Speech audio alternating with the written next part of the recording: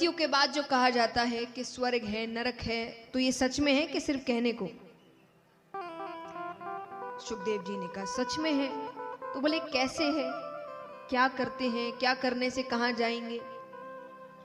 तो सुखदेव जी कहते हैं कि पुण्य करते हैं तो स्वर्ग जाते हैं, सबको ही पता है। स्वर्ग में क्या होता है, इच्छाएं पूरी होती है, आपकी जो जो इच्छाएं हैं, और समय के हिसाब से बांधा जाता है। आपके पुण्य कितने हैं नहीं, कितनी देर के हैं मायने रखता है। जैसे मान लीजिए 60 वर्ष का जीवन है आपका, तो उसमें से वो बोलेंगे कि इतने वर्ष, इतने घंटे या इतने महीने का पुण्य है, इतने साल या इतने समय का पाप है। उतने समय के लिए आपको जो दंड है या जो भी चीज है वहां के लिए रखा जाता है। उतने समय के लिए आपकी इच्छाएं पूरी होगी। नरक में क्या होता है, बोले नरक एक नहीं, कुल 28 नरक लोक है, अलग अलग जगह। जैसे जैसे पाप किए हैं वैसा वैसा दंड मिलता है। कैसे, आइए उदाहरण स्वरूप आपको बताती हूं। और उदाहरण माने मैं असली दंड नहीं बता रही, क्योंकि वो दंड तो जब राजा परीक्षित ने सुने वो ही डर गए थे, जिन्होंने अपने जीवन में ही सिर्फ एक पाप किया था। हम और आप तो कितना डर जाएं। तो उदाहरण, एग्जाम्पल के तौर पे मान लीजिए कि घर में जो डस्टिंग करते हैं ना, डस्टिंग यानी सिर्फ झाड़ना, कपड़े से, सूखे कपड़े से झाड़ना। तो डस्टिंग का कपड़ा है, उसको साफ कैसे करोगे? साफ करना है उसे झाड़ के, या ज्यादा से ज्यादा थोड़ा सा पानी में धो दिया, हो गया ठीक। फिर मान लीजिए घर के पोछे का कपड़ा है, उसको साफ कैसे करेंगे? पानी और साबुन या सर्फ इत्यादि जो होता है उससे साफ करते हैं, थोड़ा निचोड़ते हैं, तब जाके वो साफ होता है। अब मान लीजिए घर के चौके का कपड़ा है जिसमें तेल की चिकनाई इत्यादि है, उसको कैसे साफ करेंगे? गरम गरम खोलते हुए पानी में डाला जाएगा, फिर कॉस्टिक सोडा इत्यादि डाला जाता है, खूब कूटनी से पीटा जाता है, खूब निचोड़ा जाता है, तब जाके वो। तो जैसा कपड़ा वैसी सफाई, जैसे पाप वैसा दंड। जैसे पाप करोगे वैसा दंड दिया जाएगा। तो राजा परीक्षित तो बड़े डर गए। राजा परीक्षित कहते हैं, प्रभु ऐसा कुछ है क्या कि जीव पाप भी करे और नरक भी ना जाए? बोले नहीं, ऐसा कुछ नहीं है। हाँ, तुम ये कर सकते हो कि एक बार तुमने पाप किया तो उसका प्रायश्चित कर लो और उसको वापस दोहराओ ना, तो दंड बहुत कम हो जाता है। बोले नहीं, कोई तो रास्ता होगा कि जीव पाप भी करे लेकिन नरक ना जाए। सुखदेव जी कहते हैं, आप पापियों का भी कल्याण चाहते हैं? एक तरीका है। कैसा? बोले अंत समय में अगर मुख में भगवान का नाम आ जाए तो जीव नरक नहीं जाता।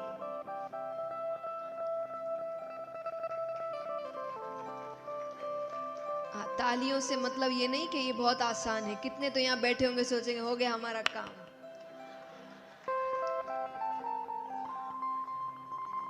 जितना ये सुनने में आसान है उतना ही करने में कठिन। जन्म जन्म मुनि जतन कराही, अंत राम कही आवत नहीं। बड़ी कोशिशें की है लोगों ने, पर अंत में सबसे पहली चीज तो जो मैंने कल बताया कि अत्यंत पीड़ा होती है, ध्यान कहीं नहीं जाता। और दूसरी चीज, अगर थोड़ा ध्यान इधर उधर हो भी जाए तो ध्यान कहाँ होता है? पत्नी से मिल लूं या पति से मिल लूं, बच्चे से मिल लूं, माँ बाप से मिल लूं, रिश्तेदारों से मिल लूं, ये कर लूं, वो कर लूं, वो कर लूं। तो पूरा ध्यान इन्हीं चीज, भगवान दूर दूर तक किसी के ख्यालों में नहीं आते।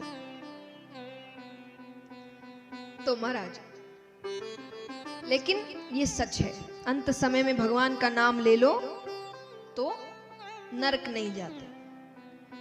लेकिन अब हम सांसारिक लोग हैं, बिना सबूत के कोई चीज मानते नहीं। तो राजा परीक्षित ने कहा कि कोई सबूत है या किसी के साथ ऐसा हुआ है? सुखदेव जी कहते जरूर हुआ है। कन्नौज नगरी में एक ब्राह्मण रहते थे उनके एक पुत्र हुआ जिसका नाम था अजामिल। क्या नाम था? अजामिल। बचपन से अच्छे कार्य करते, पिता भी उनके भगवान को बहुत मानते। अब एक दिन बच्चा खेलते खेलते वन की ओर जाता है। वहां उसने एक शुद्ध दंपति को संभोग करते हुए देख लिया। बुराई मन में प्रवेश, बाल हृदय है, कोमल हृदय है, हर चीज का समय होता है, हर चीज को समझाने का एक समय होता है। और कहते हैं ना कि बुराइयां या अवगुण ये चुंबक की तरह होते हैं। एक अगर आ गया तो वो अपने भाई बंधों को बुला ही लेता है। तो एक बुराई प्रवेश करते उसमें सब बुराइयां आने लगी। अब मदिरा पान करना, अब वो करने के लिए पिता से कैसे पैसे मांगे? चोरी करना। तो धीरे धीरे सारी बुराइयां प्रवेश कर गई। पिता की मृत्यु हो गई, चोरियां डकैतियां बनी, बड़ा सा महल खड़ा किया, खूब स्त्रियां सारी अपने साथ रखने लगा। अब कुछ समय बाद उसी नगरी में एक ऋषिगण 100 वर्षों की तपस्या करके उठते हैं, एक ऋषि। तो उन्होंने इस नगरी में आकर पूछा कि यहाँ किसी ब्राह्मण का घर है क्या? मुझे एक रात बितानी है। सबने कहा घर तो है पर वो ब्राह्मण कहलाने योग्य नहीं है। सिर्फ ब्राह्मण कुल में पैदा हो जाने या किसी भी कुल में पैदा हो जाने से आपको वो बना नहीं देता, आपको वैसे कर्म करने पड़ते हैं। ये पदवियां हैं। कितना ये जात पात, ये पदवी है। आपको गुरु तब माना जाता है जब आप गुरु जैसे काम करेंगे। काम ही नहीं करेंगे तो क्यों मानेंगे? फिर तो हर एक इंसान जैसा सब कोई है वैसे ही है आप। लेकिन ये पदवी है, कब मिलती है? जब आप वैसी शिक्षा ग्रहण करते हैं, वैसे काम कर्म करते हैं। तो उन्होंने कहा ब्राह्मण है पर कहलाने योग्य नहीं। उन्होंने कहा मुझे क्या करना है? मुझे एक रात बितानी है। ठीक है, जाते हैं, एक कमरा मांगा। उसके पास इतना बड़ा महल दे दिया, एक कमरा उसने। पूरी रात, अब सिद्ध ऋषि थे, उन्होंने सब कुछ समझ लिया कौन है, क्या किया इसने। सुबह उठते हैं, जाने लगते। जाने से पहले कहा तुमने मुझे स्थान दिया रहने को, अगर कुछ वरदान मांगना चाहते हो, कुछ वचन चाहते हो। उसने कहा मेरे पास सब है, जाइए आप, हो गया। उसने कहा ठीक है। ऋषि कहते एक और बात मानोगे मेरी? कौन सी बात? तुम्हारी पत्नी को अभी 10वां गर्भ है, तुम्हारे संतान होने वाली है। बोले हाँ। तो बोले उसका नाम नारायण रखना। क्या रखना? उसने कहा ठीक है। चले गए। वो बालक ही होता है तो उसका नाम जैसे उसने वचन दिया था उसने रखा नारायण। अब क्योंकि घर का सबसे छोटा बालक है तो मोह ज्यादा है, तो अब दिन भर उसके मुख में केवल एक ही नाम, नारायण। इधर आना, नारायण कहाँ गया? नारायण ने खाना खाया, नारायण को नारायण नारायण नारायण, दिन भर नारायण। वर्ष बीतते हैं, अंत समय आता है उसका। अंत समय में जैसे ही यम के दूत आए, उसको खींच के ले जाने लगते हैं कि डर के मारे उसने जोर से चिल्लाया नारायण मुझे बचाओ, नारायण मुझे बचाओ। भगवान को आवाज आती है। भगवान अपने पार्षदों से कहते जाकर देखो कौन आवाज लगा रहा है, उसकी मदद करो। पार्षदों को देखकर यम के दूत चले जाते हैं। अब यमराज भगवान के पास आते हैं। वो कहते हैं आपके भक्त का अंत समय आता है, मैं नहीं जाता, लेकिन ऐसे पापी के लिए आपके पार्षद आए।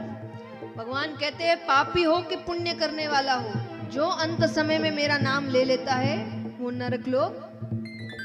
अरे यमराज के वो आपका नाम नहीं ले रहा था, वो अपने पुत्र नारायण का नाम ले रहा था। भगवान कहते पुत्र समझकर, पिता समझकर, मित्र समझकर, शत्रु समझकर, नाम तो मेरा ही ले।